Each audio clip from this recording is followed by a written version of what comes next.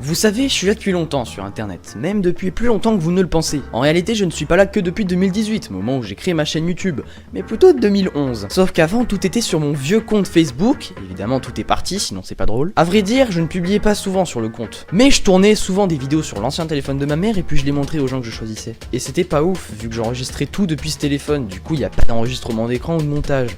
C'était nul. Puis en 2016, j'ai eu la bonne idée de créer un groupe Facebook dans lequel j'invitais des gens proches. Et cette fois-ci, du coup, tout le monde pouvait voir la vidéo simultanément. Même si, bon, la méthode d'enregistrement reste la même, du coup, ça reste nul à chier. En soi, je m'amusais, surtout le jour où j'ai eu l'idée incroyable avec mon pote Mathis et ma copine de l'époque d'aller faire des roulades bizarres dans une plaine qui avait pas loin de chez moi.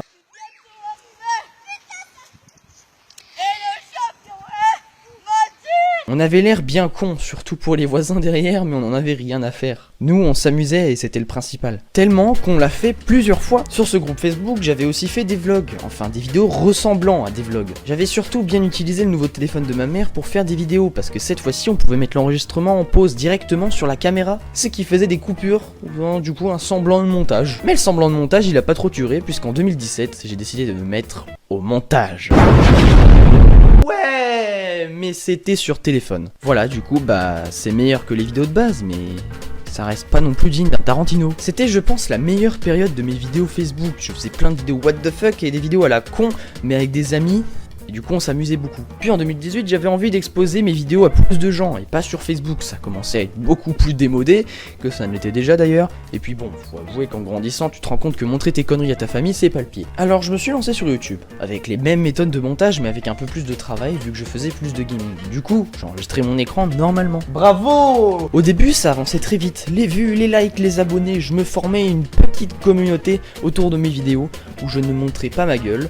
Puis j'ai décidé un jour de me lancer dans les lives que j'appelais éphémères, ceux que je supprime après les avoir faits. Du coup je voulais bien montrer ma tête pour les lives, mais pas pour les vidéos encore. Je faisais plein de bêtises mais surtout du gaming et vu que mon PC était pas ouf, retour de la méthode d'enregistrement pourrie. J'enregistrais mon écran avec mon téléphone depuis la mezzanine avec un partage de caméra en wifi.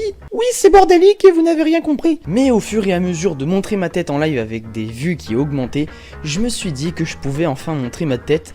Et pas que pour les lives. Du coup je commençais à faire des vidéos avec ma sale gueule. La première fois c'était une vidéo dans laquelle j'annonçais un vlog en Italie. Et ça a marqué un renouveau sur ma chaîne. Quand tu fais des vidéos sans montrer ta tête, les concepts sont bien plus limités. Alors que si tu la montres, t'as plus de choses à faire. Alors du coup j'avais une aisance en plus, ma personnalité était révélée et mes vidéos étaient meilleures. Surtout que ça commençait à faire un petit moment que je faisais mes montages sur Filmora, qui est un logiciel de montage très bon pour commencer les vidéos. J'ai bien dit commencer.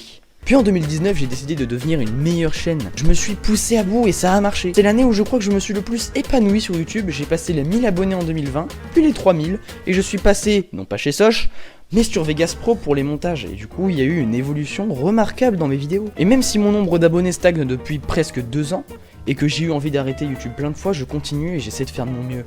Mais pour ça, j'ai besoin de vous. Alors je vous propose un deal. Vous vous abonnez, et je vous divertis. Et si c'est déjà fait, bah, restez abonnés. Car avec mon nouveau PC, il y aura de la qualité qui va venir. On tente les 4000 abonnés avant 2023. J'espère que vous me suivrez. A bientôt.